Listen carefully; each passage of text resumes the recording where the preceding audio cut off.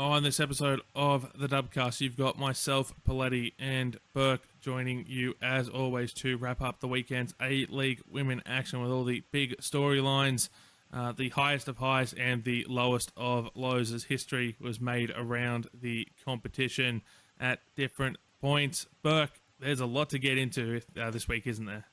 There really, well, there always is. They never leave us without something to talk about this league. No, they do not. Adelaide had a topsy-turvy week while the Big Blue was scoreless for the first time ever. Commiserations to anyone who actually watched that game because, I mean, look, to be fair, you got treated to a Heather Hinds masterclass, but my word, that game was, it was a tough slog. It was. It was. But we'll get to But as that. always, yeah, we will. As always, we start with it. Well, actually, not as always, because we haven't done it the last couple of weeks. But as usual, we'll start with our big storylines from the weekend. Burke, what was yours? I think it kind of has to be that the Big Blue went scoreless for the first time. Because that's, yeah, they've had like, I think it was like 33 meetings, I want to say. And yeah, they've never not scored like ever, which is crazy. But yeah, first time ever. Yep. And there really So is a first time for everything. there really is. So Melbourne victory nil, Sydney FC nil. Uh, as I said off the top, this game was highlighted by a Heather Hinds masterclass who put in a fantastic effort in goals for Sydney FC. But my word, the game as a whole just. I don't know. Were Melbourne victory bad? Were they not clinical enough? Were Sydney FC not clinical? I mean, we know Sydney FC aren't clinical enough because they've scored 6 goals all season and haven't won a game in 2 months, and literally have only scored 1 goal in that time. So we know, Sydney FC haven't been clinical in front of goals. But yeah, I don't know. There was something off about this game. Yeah, there very, very much was. It, yeah, it was like both teams rocked up and they were like, I hope you're hungry for nothing. And then there was just a whole lot of nothing for 90 minutes outside of Heather Hinds. Like, literally playing out of her skin. Um, yeah, it was weird because Victory were like shooting. They took 23 shots, but they just didn't do anything with any of those shots. Um, I do believe this is the first game that Victory have played without Policina since she broke her wrist. I wasn't expecting that to have a huge impact, but I think it did. I think she's Well, become well, she clearly is a huge part of their engine room, and I think they looked a little lost without her.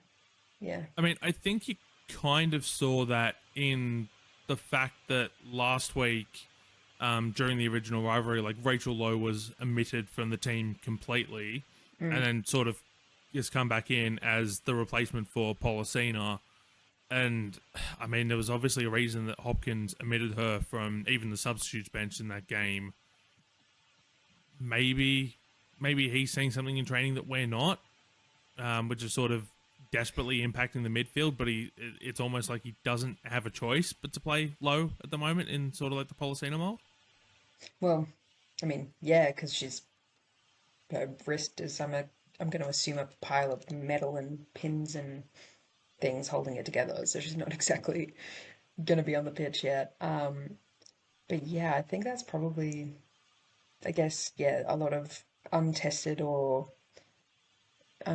unused chemistry that's not really firing correctly. So yeah, hopefully they can sort themselves out soon because yeah, they're currently sitting in sixth at on the table, 17 points.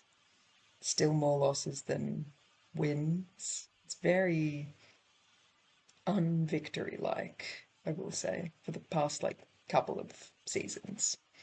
Yeah. Yeah, I think last year they were benefited by the fact that so many teams in the competition were bad, and they did just enough, like to be able to win, and had Melbourne City not gone undefeated, Yeah. Oh, we're yeah. probably we're like we're talking Melbourne victory, top of the table. I mean, the grand final ended up being in Melbourne anyway, and they were penalty kicks away from winning Yeah. the championship, and we're looking at things perhaps in a different light. It doesn't necessarily mean they were the best footballing side all season, but I mean, yeah, it's certainly seeming like Melbourne Victory need, I don't want to say a revamp, because they're clearly still one of the better teams in the competition, but the numbers don't lie, and when you look at more losses than wins on the table, that says a lot. I mean, looking at some of the stats from this game in particular, 2.59 xG. I've been a not so vocal advocate for xG in the past, but I think it tells a story a little bit here. 23 shots, 7 on target. A lot of shots coming from outside the box, a lot of them coming from just inside the box. So we're looking at most of the shots coming from 15 to 25 yards out, so not really able to get towards the front of the net, just a couple of boxes in and around the 6-yard area. So a couple of shots in and around the 6-yard area. So Sydney FC's defense and Heather Hens proved strong in this game.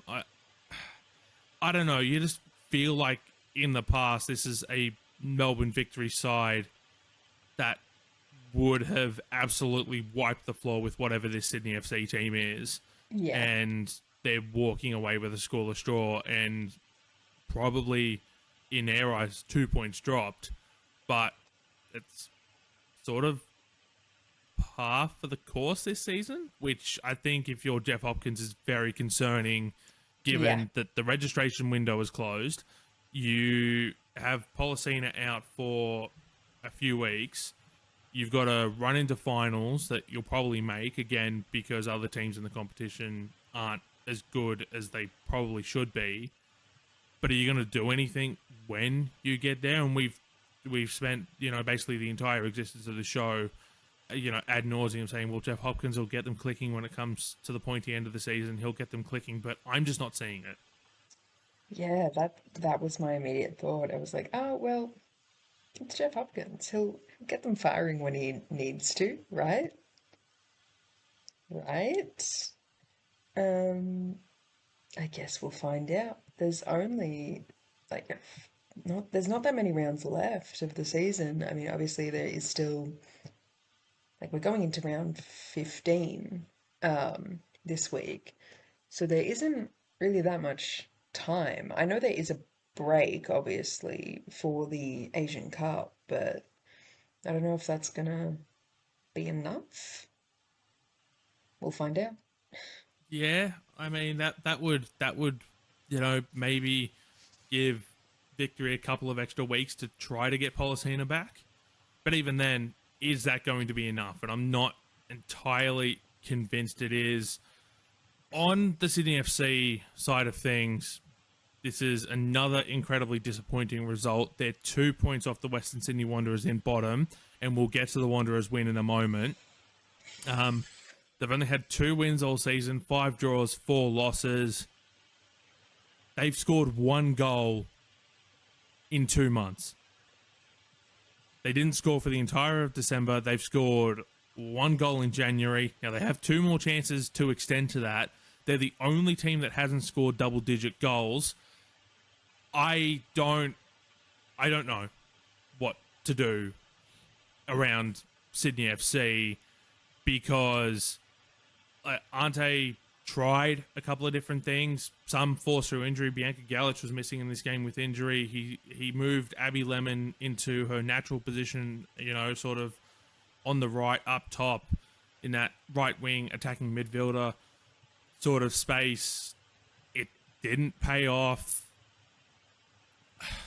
I don't know where to go with Sydney FC because, I mean, this is like, I don't know, with how wasteful Melbourne Victory were in front of goal, this is the sort of game where you'd look at it and go, this has smash and grab, 1-0, 89th minute Sydney FC goal, turn their season around sort of vibes to it. But outside of one or two moments, they never actually looked like scoring.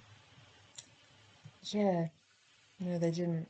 And they've only, like, I know you've spoken about how low their scoring is. They've only scored 4 goals in the season. No, they've Like, scored 6. Or are you thinking, do you mean or am 4 I from open play? looking?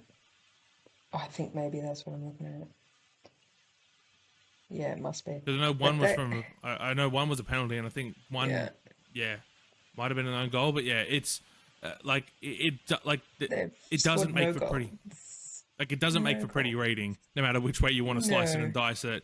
Like, this is a team who last year put a lot of blame on the goalkeepers as to why they didn't make finals, as to why they had a bad season, and they said as such with the fact they cleaned out their entire goalkeeping room. But yeah, okay, a couple of the forwards got moved on, but they didn't really address the bulk of the issue, which was that they couldn't score goals last season until they put Mackenzie Hawkesby as striker, who's also out injured at the moment, so Arte can't even rely on that. And once again, they're not scoring goals. And, like, you can have a goalkeeper who plays out of her skin, like Heather Hinds has this season, like Tiana Robertson has this season, but it doesn't mean, Scott, because you can't win the game unless you score at the other end of the field. And Sydney FC, in 11 games, have scored 6 goals. Like, I don't know how much I have to re-emphasize that. They've scored 6 goals in 11 games. There's no way to spin it positively. Yeah, the really like fun, interesting thing about following women's football is that if this was the men's team, I don't actually think I need to say what would have already happened. Similar could be said probably, maybe not for Western Sydney because everyone knows they're a basket case. But if this was the Sydney FC men's team and this was the results that they'd pulled, what do you, dear listener, think would have happened? But that's the joy of following women's football, the second tier league for the second tier citizens. Um, yeah, yeah. Yeah, I mean, What can you do? What can you say? like, I know people have been calling for Ante Juric, like, Ante out is starting to gain momentum amongst certain sections of the fan base, but it's certainly nowhere near as vocal as Uffy out has been over the last couple of years. Look, I think looking specifically at these two coaches holistically, you've got Jeff Hopkins and you've got Ante Juric. They're the two most tenured coaches in the competition with their respective clubs. Ante Juric is in his 9th season with Sydney FC. I think it's season 8 for Jeff Hopkins. They I might have think come in so. around the same time. Like, but the point is, the two most tenured coaches in the competition still currently coaching. Everyone else has had, multiple coaches in that time frame. These two have been there.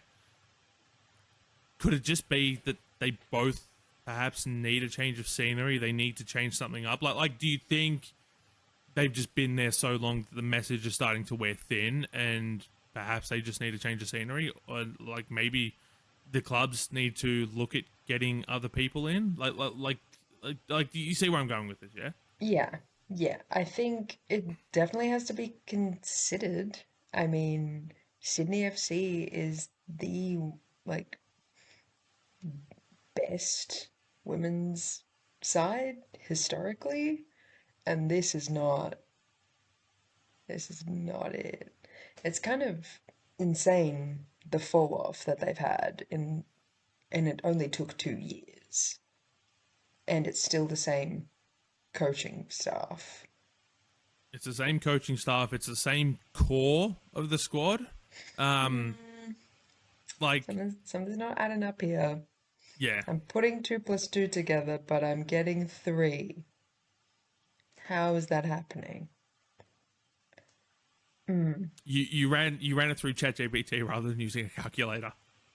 Rather than using my actual brain. I wonder if that's it. I mean, who was it? There was a coach It who was was using the Seattle ChatGPT. women's coach. Laura Harvey.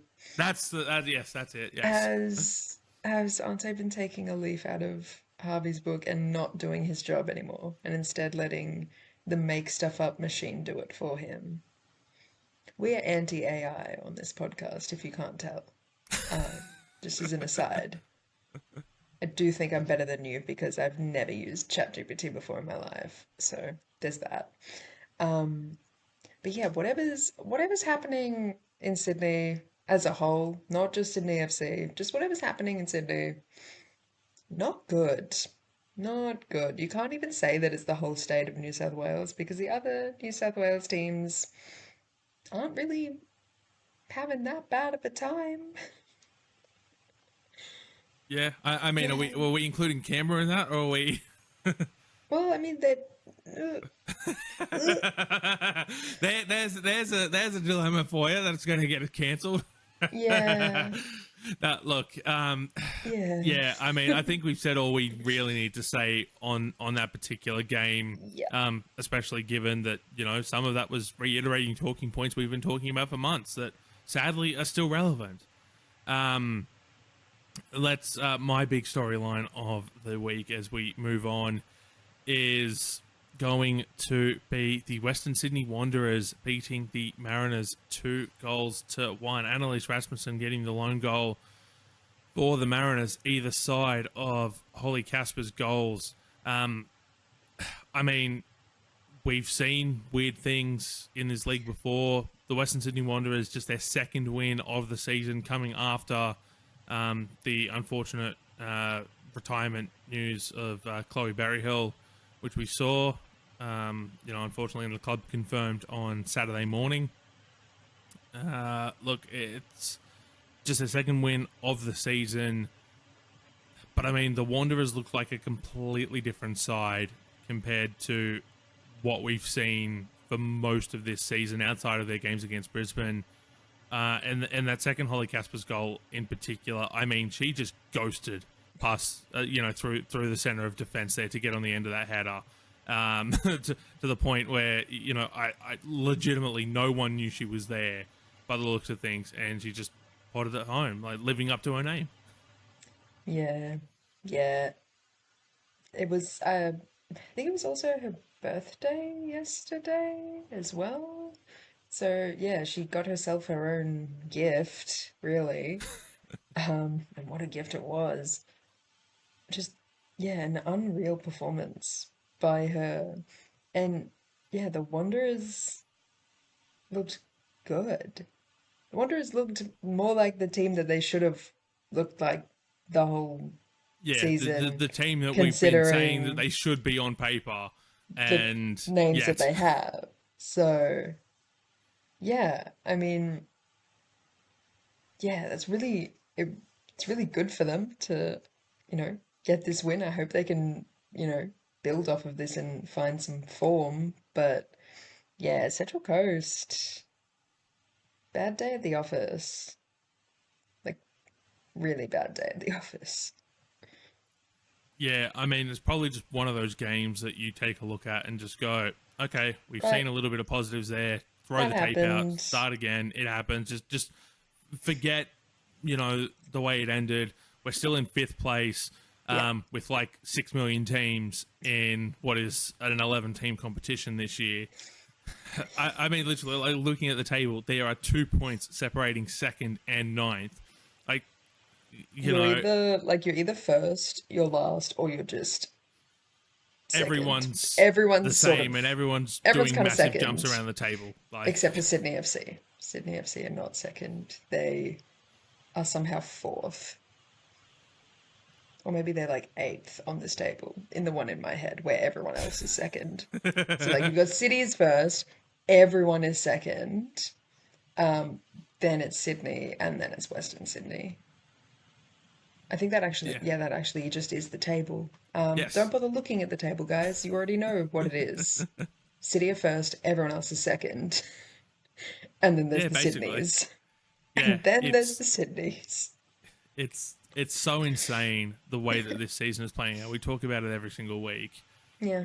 I I think this mean, might be one of the crazier ones though, because like last season was kind of crazy because you had City going undefeated and Victory just like desperately like at their like nipping at the heels trying to do something. But this season, this is the season everybody wants to participate, I guess, except for yeah, the Sydneys. The like this Sydneys is that not participate. yeah, like this is going to be the season where we get to the end of it and 6 teams make finals and 3 teams are going to be sitting on the outside looking in with like just one more goal would have got them in, or Yep. one more point in a game would have got them in. And that's going to suck for some of those teams because it's just going to be like, well, if this goal goes our way, or if we get a draw instead of a loss, or we get a win instead of a draw, we'd be in finals right now, and the teams above us wouldn't. That's the sort of season we're having at the moment. But speaking of Wilde jumps up the table, Wellington Phoenix with their 3-1 win over Adelaide United jumped from 9th to 2nd because of how tightly compacted Because the everyone table is second. Yes, and I mean, in part because of work they did earlier this season by thrashing Sydney FC 7-0, and the Yeah, goal difference worked out in their favour. it But really yeah, did. it's literally, the Wellington Phoenix have now got 3 wins in the last 5. They're slowly putting together a season. This is the sort of Wellington Phoenix we expected last year before they dropped off. This is the sort of Phoenix we expected this year before a slow start of the season because like 5 of their players got injured. Yeah. 5 wins, 3 draws, 3 losses. What is it? I mean, again, the fact that everyone's so tightly compacted, like I don't quite know how to analyze Wellington Phoenix in a nutshell, just because if 4 teams below them win next week, they're back out of the side of the top 6. What a wonderful, wonderful league. Truly. Uh, yeah. Yeah. It's kind of an odd sort of game because I know with was it the second Brook Nunn goal? No, it was the first Brook Nunn goal. There were lots of calls from Adelaide for offside, but I've looked at the footage and I can't discern it myself. Obviously, I'm not a referee, thank God. Um, but because this gorgeous, gorgeous league only has 2 cameras at every game, you really can't tell. So you really do just have to go off the umpiring. Umpiring? What sport am I talking about? The refereeing decisions. Sorry, Sharon violation. Whoop whoop. it Sharon is, violation. it is so hot in Melbourne right now. My brain is melting out of my ears. Um, but yeah, so even if you wanted to start discourse about like uh an offside goal being allowed, it's still just as impossible as it was last season because there's only 2 cameras at every game, unless you're very lucky and you have a double header at a men's like with a men's game at a stadium like Amy Park. Then they'll give you maybe 3 cameras if they're feeling nice. But yeah, odd game for Adelaide considering they had majority of the possession.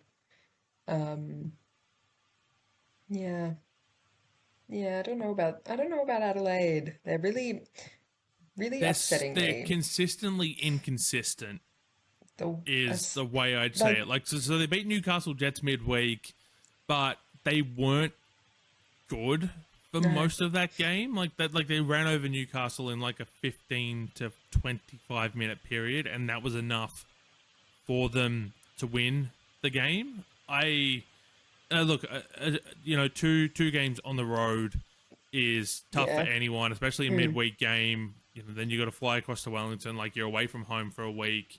You're off work for a week in the case of the women's players as well. So I understand.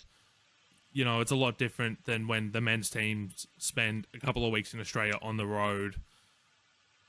But yeah, I don't know. Like Adelaide United, just It's like, I said, consistently inconsistent. Despite the fact they've won 3 of their last 5, it's not like they've looked convincing yeah. during some of these performances. The victory performance was, I would say, pretty convincing, but that was also kind of like victory were not good. So, I, yeah, I don't know. It's very annoying. It's like the wheels haven't fallen off, but But I mean, were the they're wheels really even really close. on to Well, start they were with? Like, because they struggled all season, right? So were the so like looking, wheels were the wheels even there? Did they deliver the car with the wheels? I maybe they experienced a late delivery with the wheels, and again, because they're women, the mechanics stitched them up, and now the wheels can't stay on because they haven't done it correctly. I mean, look, going back, like looking back at their last 5, There's right? So there's it layers was a to this analogy, shaky. There guys. is. It was a shaky 1-0 win against the Central Coast Mariners. Then it was a 0-0 draw against Sydney FC for the second time this season. To be fair, if anyone had have scored a goal in that game with that patchwork quilt of a pitch, Oh, I'd have been genuinely please. surprised.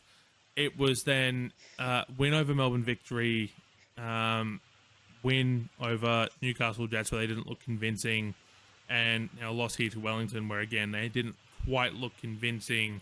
Mm, They're 5-2-5. Yeah, I don't know. Like I want Adelaide to be good. I genuinely want Adelaide to be mm. good because they've got a stacked squad on paper. They made finals last year. Think they should be making finals again. But I mean, you turn one of those draws into a win or one of those losses into a draw, and you know, They're suddenly they're also a lot second. like they're inside the top 6. Like They're also it's insane. second. Yeah, Like, exactly. With well, because they are 4 still. teams have got 18 points. They Like are still technically second, but they'd be even more second. yes. So like Yeah, I don't. I think the real reason I want Adelaide to be good is I just don't want last season to have been a fluke. Yep. I don't want that to have been a one-off situation for them. They're better than that, at least on paper. Maybe not on the pitch, but on paper they should be. They should be. Yeah, but they play City this weekend, so that will be interesting. It's going to be a tough game for Adelaide. Coming up this weekend, one of the 2 last games that we need to talk Yeah, about.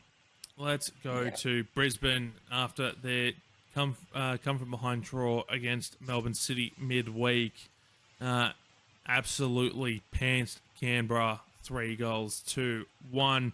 Canberra opened the scoring with Sophia Christopherson getting her first goal of the season, but after that it was close to one-way traffic Yeah. for the home side at Spencer Park.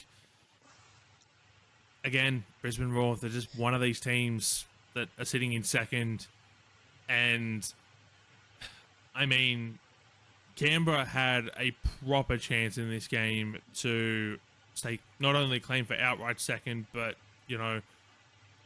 overtake Melbourne City temporarily to go into top spot, and they just fell apart. Yeah, and they were honestly really lucky because that goal for Christopherson really was gifted to her.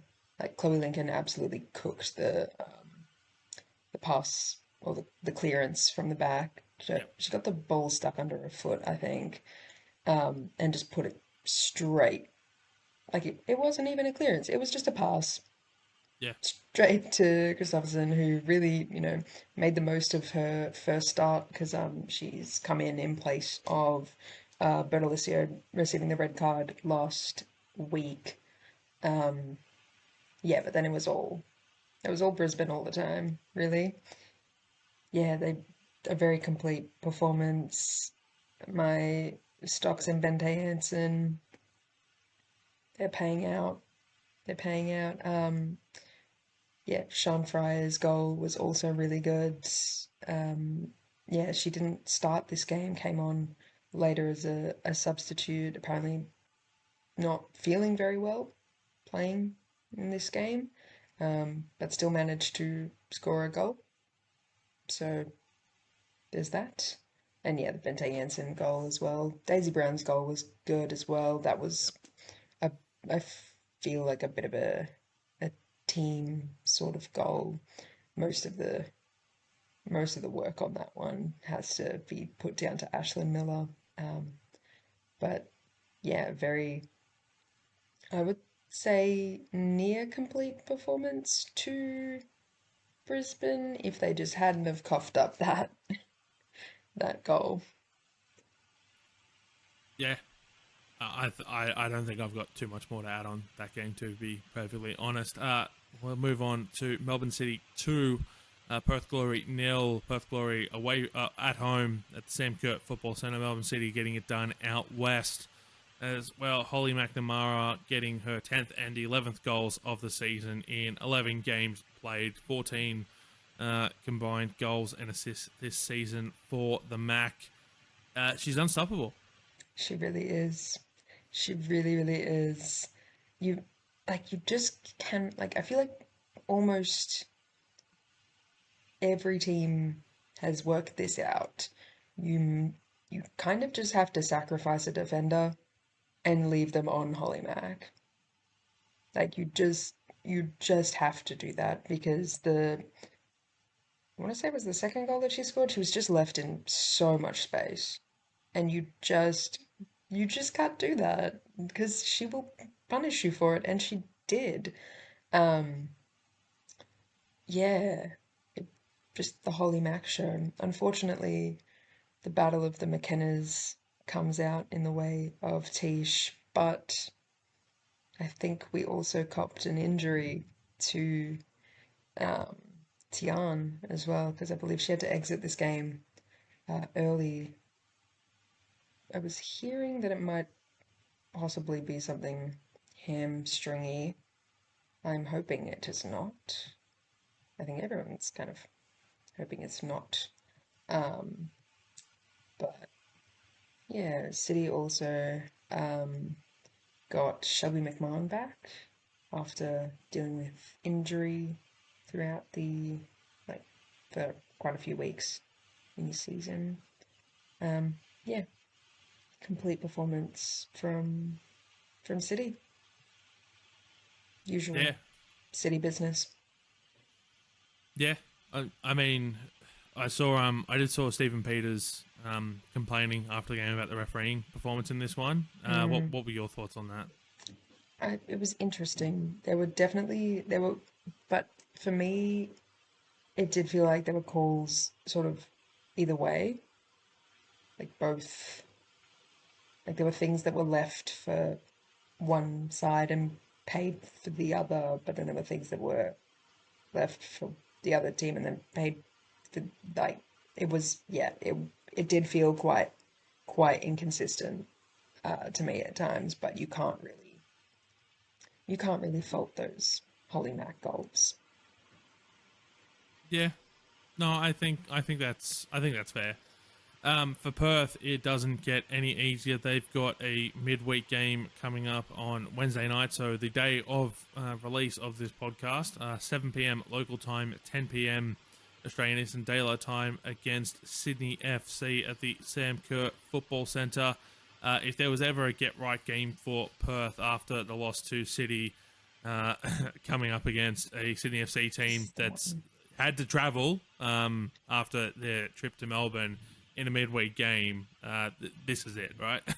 This is the one. This is the one. Come on, Perth. You can do your big one, Perth. It's certainly looming up that way. So watch Sydney FC scrape a scrappy 1-0 win, Of much course. like they probably should have done against Melbourne's Victory. Yes. But that's the way the cookie crumbles. Coming up this weekend, as I get next week's fixtures up in front of me, Adelaide United host Melbourne City at 4:50 p.m. Australian Eastern Daylight Time, 4:20 p.m. local time on Friday night. Brisbane Roar hosting the Central Coast Mariners at Spencer Park, 8 p.m. Australian Eastern Daylight Time, 7 p.m. local time. It is then on Saturday a 5 p.m. kickoff for the Sydney Derby at the Sydney Football Stadium, the first game of a Sydney Derby double header. I mean, I'm against double headers at the best of times, but on Derby Day, I'm even less of a fan of double headers. Then at McKellar Park, 5:30 p.m. Australian Eastern Daylight Time kickoff. It is Canberra hosting Melbourne Victory before 5 p.m. on Sunday, 5 p.m. Australian Eastern Daylight Time, 7 p.m. New Zealand time. At the number 2 sports ground, the Newcastle Jets are hosting the Wellington Phoenix, while Perth Glory have the bye this weekend. Burke, what are you most looking forward to out of the upcoming fixtures? The Sydney Derby will be very interesting. Depending on what happens in Perth, that's a potential wooden spoon clash. If Sydney FC win, they'll probably put enough space between them and the Wanderers. If the Wanderers win, Sydney FC are bottom of the table. It's on. If they lose in Perth, and oh boy. Yeah, I think that's probably the one to watch, depending on the results of Wednesday night, tonight's at time of release, tonight's game. Otherwise, Canberra Victory should be good, I think. Yep. Especially because it's Canberra at home. They love playing at home. Yeah. For me, I want to see Newcastle versus Wellington. I think that's looking very much like a game where the Jets could climb into second place, hypothetically speaking, because as we've established, everyone is second. But I mean, for Wellington Phoenix, it's a chance to just not only close the gap with Melbourne City, but also a chance for them to, start to break away from other parts of the competition as well. So that could be a very fun encounter indeed. But all of these games are worth watching. You can't ever say enough about this wonderful, wonderful competition. There's some very exciting midweek action coming up in the FIFA Women's Champions Cup as well. So this is sort of like, for those of you who have watched men's football, like the little 8-team, Club World Cup that FIFA used to run. They've done that with the women's game as well. Wuhan Zhangda are not making an appearance in this. They beat Melbourne City last year. They got knocked out before, this Final Four that's taking place in a hub at the taking place in a hub in England. So the semi-finals kick off with Gotham FC and Corinthians. So a North American versus a South American affair there. That game is kicking off on Wednesday, January 28, 11:30 p.m. Australian Eastern Daylight Time. So adjust accordingly wherever you're listening to this podcast in your particular time zone. And then the second semi-final will be Arsenal versus Asfar from Africa. That game kicking off at 5 a.m. Australian Eastern Daylight Time on Thursday, January 29. Again, adjust for wherever you're listening to this particular podcast in your time zones. Both of those games will be streamed around the world on FIFA Plus. And then you've got the third place and final games taking place on Monday, the 2nd of February, 1:45 a.m. for the third place playoff, Australian Eastern Daylight Time, and the final at 5 a.m. Australian Eastern Daylight Time. Again, presumably those games will be on FIFA Plus. Huge thank you to Atomic Elbow on Blue Sky for doing the math so that I didn't have to. The winner of the tournament set to claim a $2.3 million US prize. The runners-up, a US $1 million prize, which was what the winners of the Asian Women's Champions League got. And then the semifinals runners-up will get $200,000 US apiece. So a lot of money up for grabs in this little tournament for these clubs. Not that, Arsenal or Gotham need that sort of money, but it's still a nice little prize. And as I posted on Blue Sky earlier this week, Michael Mitriciani just makes one more substitution in their game against Wuhan Jianda and brings on Rihanna Policina. Melbourne City could right now be competing for a shot at $2.3 million US.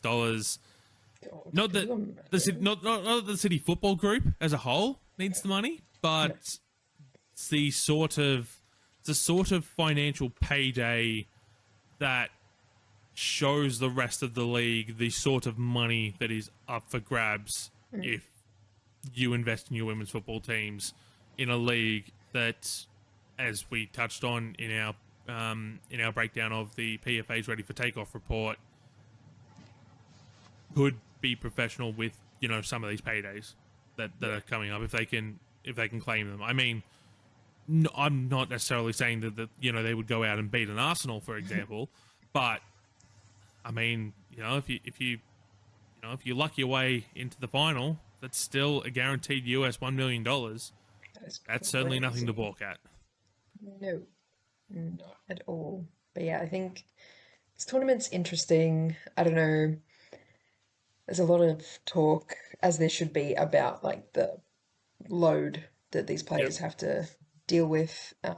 Arsenal are still in season, obviously, and playing Champions League football as well. Like it's a lot of football. So, yeah, I'm torn between, it's a really great opportunity for the players to make some money, and they're getting a lot of minutes in their legs. So it'll be interesting. Yeah, it will be interesting. I think something that will help alleviate that workload as well, for the English teams at least, is news as well that the teams that qualify for the Champions League from England will no longer play the Leagues Cup, Burke. Yeah. So that's one less set of fixtures they have to play. But we also know that teams love winning trophies and players love winning trophies. So I'm on the fence about this one. Yeah, me too.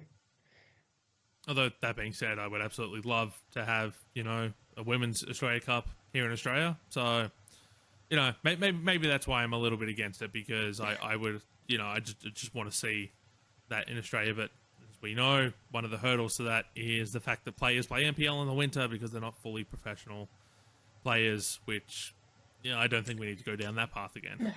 No. You can watch pretty much any other episode and you will hear us talk about that. Yep. So that will do it for this episode of the Dubcast. Burke, another week, another set of fixtures, and we'll do it all again next week. We absolutely will.